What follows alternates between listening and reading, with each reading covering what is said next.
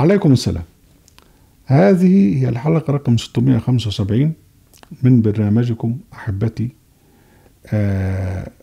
برنامجكم لحظات قرآنية، وهي عن الاستخدام السياسي لصلاة الجمعة. طبعا السلطان هو الذي يقيم المسجد، ويقيم المسجد لمصلحته هو، لذكره هو، وليس لذكر الله سبحانه وتعالى. من أجل ذلك كل واحد بيعمل مسجد. يعني الوليد بن عبد الملك أسس المسجد الأموي، عمرو بن العاص أول ما جه في مصر أسس المسجد، مسجد الفسطاط أو المسجد العتيق. وبعدين لما جه بني العباس أسسوا مدينة العسكر وأسسوا مسجد العسكر. ولما تولى أحمد بن طولون مصر وخطط الاستقلال بها أسس مدينة القطائع وأقام مسجد أحمد بن طولون اللي موجود لغاية دلوقتي. ولما جه جماعة الفاطميين أقاموا جامع الأزهر، وبعد كده جامع الحاكم وجامع راشدة. الظاهر بيبرس لما وطد الدولة المملوكية راح مؤسس جامع الظاهر بيبرس، وكان أهم جامع في ذلك الوقت.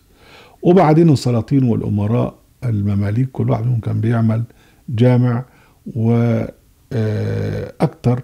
من مدرسة أو خنقاء أو رباط أو زاوية إلى آخره.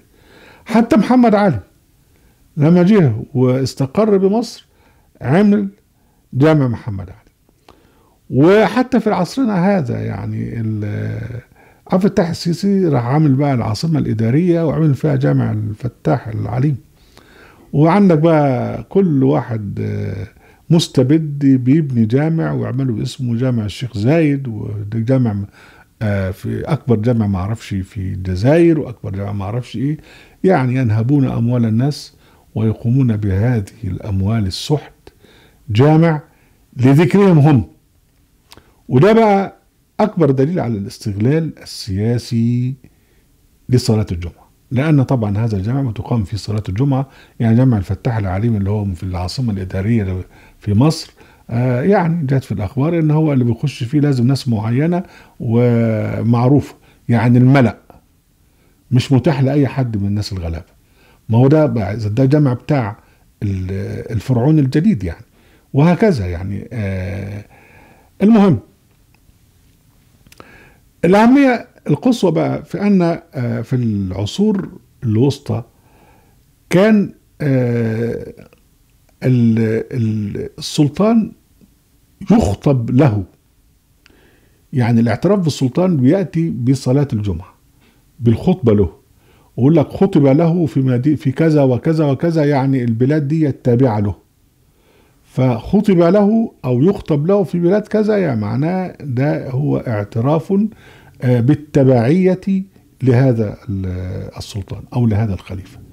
فمن هنا بقى هنجيب خبر طريف رواه المقريزي في الخطط. ابن طولون لما أنشأ مسجده المشهور مع عاصمته القطائع في مصر، وكان بقى ابتدى يخرج بمصر عن التبعية المباشرة للدولة العباسية، فحدث في خطبة الجمعة ان الخطيب ابا يعقوب البلخي راجل كان متعود يخطب للخليفة العباسي، فجاء بقى ابن طولون وعينه خطيب في المسجد الجديد ومسجد ابن طولون. فالراجل نسي، فراح داعي في الخطبة للخليفة العباسي المعتمد وابنه، ونسي ان هو يدعو لابن طولون ونزل من على المنبر. فابن طولون اشار الى قائده نسيم ان يضرب الخطيب 500 صوت. اضربوا 500 صوت ابن الذين ده اللي هو مش دعالي في الخطبة، يعني معنى كده انه مش معترف بيه. لكن الخطيب بقى تذكر بسرعة فرجع جري للمنبر وقال الحمد لله وصلى الله على محمد، وربنا قال ولقد عهدنا لآدم من قبل فنسي ولم نجد له عزما. اللهم، وراح بقى داعي للأمير أحمد طولون، اللهم وصح الأمير أبا العباس أحمد بن طولون، وزاد بقى في الشكر والدعاء له بخطبة طويلة لوحده. فابن طولون نظر إلى نسيم وقال له بقى إيه، اجعلها له دنانير. بعد ما كنت يعني اضربه 500 جلدة اديله 500 دينار. يبقى إذن يعني هي خطبة الجمعة هي للتسبيح وللتقديس وللخضوع للسلطان القائم. وبرضو قطع الخطبة للسلطان معناها الخروج عليه. وده معناها يعني لما الجماعة الفاطميين وصل نفوذهم إلى بغداد، وواحد بقى قائد تركي راح جاي وأعلن خضوع بغداد إلى الخليفة الفاطمي، قطع الخطبة وصلى داعيا للخليفة الفاطمي في بغداد. ف بالتقليد ده صار على طول ان هو في صلاة الجمعة ان هو لابد ان هو يدعى للسلطان القائم او تقطع عن الخطبة معناها الخروج عليه. واصبح بقى حاجة ظريفة قوي ان الجماعة الشيعة الفاطميين لما جم والنفوذ بتاعهم ابتدى يضعف في مصر، والجماعة المصريين شافوا ان الخليفة تحت سيطرة الوزراء، وحكاية الخليفة المعصوم اللي طلعت في شنك، فجه راحوا الافضل اللي هو كان وزير قوي قال لك احنا عايزين نضحك على المصريين فنعمل ايه؟ قال لك بس احنا لقينا راس الحسين في عسقلان، وعمل دعاية بهذا. طب ايه اللي ودى راس الحسين لعسقلان؟